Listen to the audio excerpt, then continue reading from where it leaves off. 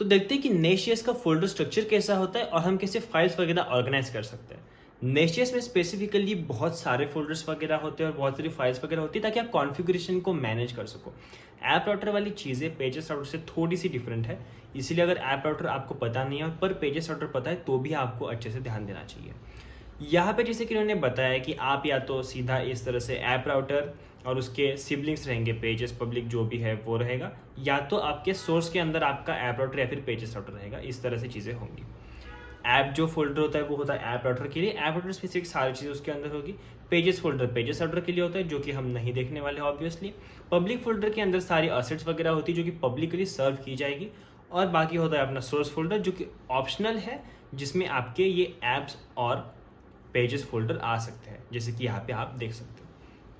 Top level पे कौन सी files होती है वो देखना बहुत ज़्यादा इंपॉर्टेंट है ताकि आपके प्रोजेक्ट में क्या क्या है वो समझ में आए। ठीक है, प्रोजेक्ट में बहुत सारी टॉप लेवल की फाइल्स कॉन्फ़िगरेशन मैनेजमेंट के लिए या फिर कुछ बाहर की चीज़ें करने के लिए होती है। जैसे कि अगर आप next.config.js देखो तो ये next.js की कॉन्फ़िगरेशनल फाइल है। ठीक है, अगर आप package.json देखो ये पैकेज मैनेजमेंट के लिए दी गई फाइल है। अगर मैं अभी अपना एप्लीकेशन ओपन करूँ और एप्लीकेशन में भी आपको दिखो कि ये चीज़ें दिखती कैसे आके, तो आपको वो सारी चीज़ें समझ में आ जाएगी। सबसे पहले हमने देखा था next.config.js या फिर ts, तो ये हमारी वो फाइल है जिसमें नेक्स्ट का कॉन्फ़िगरेशन है, इसे आप अपडेट भी कर सकते हो। सेकंड पैकेज.json थी जो कि यहाँ पे है। ये फाइल हर नोड बेस्ड जो भी एप्लीकेशन या फिर फ्रेमवर्क वाली चीज़ें होती है, लाइब्रेरीज होती है, उसमें होती है ताकि आप पैकेज मैनेज कर सको। ठीक है, तो यहाँ पे आप पैकेज, अपनी डिपेंडेंसी, डेव डिपेंडेंसी, स्क्रिप्ट्स लिख सकते हो, बहुत सारी चीज़ें कर सकते हो। इसी तरह से अगर हम फिर से देखें तो instrumentation.ts नाम की फाइल है जो कि आप अगर यहाँ पे देखोगे तो आपको दिखेगी नहीं, पर आप क्रिएट कर सकते हो। ये फाइल किस लिए होती है? Open telemetry and instrumentation file. मतलब यहाँ से आप कुछ एनालिटिक्स वगैरह अगर करने होंगे, लॉगिंग वगैरह करनी होगी, तो वो सारी चीज़ें आप इस फाइल में से कर सकते हो। जैसे कि आप यहाँ पे देखोगे तो इंटीग्रेट कर सकते हैं मॉनिटरिंग एंड लॉगिंग, तो ये सारा चीज़ करने के लिए ये फाइल होती है। इस फाइल का बस वही काम है कि आपका जो भी है, जैसे कि आपको अगर डेटाडॉग का इंटीग्रेशन करना है तो वो करने के लिए आप यहाँ पे आओगे, ये फाइल बनाओगे, रजिस्टर में आप रजिस्टर करोगे अपना ओपन टेलीमेट्री और इसमें चीज़ें डालोगे और ये काम करने लगेगा। ये बेसिकली आपके एप्लीकेशन के माउंट वगैरह पे चलती है और वो सारा डेटा वगैरह सेंड करती है उन चीज़ों को। ठीक है, इसके बाद है middleware.ts जो कि नेक्स्ट का मिडलवेयर होता है। वो भी फाइल यहाँ पे नहीं है, पर आप क्रिएट कर सकते हो और नेक्स्ट का मिडलवेयर बना सकते हो। मतलब क्या होगा इससे, जब भी आपकी कोई रिक्वेस्ट आएगी आपके नेक्स्ट के सर्वर पे तो वो इस मिडलवेयर से जाएगी। ठीक है, मतलब डायरेक्टली आपका पेज जहाँ से सर्व होता है या फिर एपीआई जहाँ पे कॉल होता है वहाँ नहीं जाएगी, ये मिडलवेयर से जाएगी। मिडलवेयर एक मीडियम बनेगा उसके लिए। इसी तरह से एक नेक्स्ट फाइल है जो कि है .env और हम 3-4 फाइल साथ में कवर करेंगे।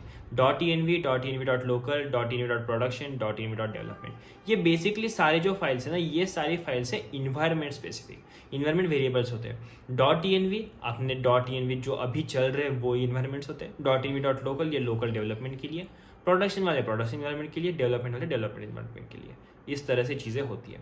नेक्स्ट में एक एल्गोरिदम है प्रायोरिटी वाली जो कि इन ENV में से कौन सा ENV देखना है वो मैकेनिज्म है उसमें। अगर आप यहाँ पे जाओ इसे ओपन करके दूसरे टैब में, तो आपको यहाँ पे बहुत सारी चीज़ें मिलेंगी कि क्या क्या आपको दिखाना चाहिए अपने ENV में, क्या क्या नहीं दिखाना चाहिए, कौन सी ENV पुश करनी है, कौन सी नहीं पुश करनी वगैरह वगैरह। तो ये सारी चीज़ें जो मिलेगी आपको, तो आप यहाँ से ये पढ़ सकते हो।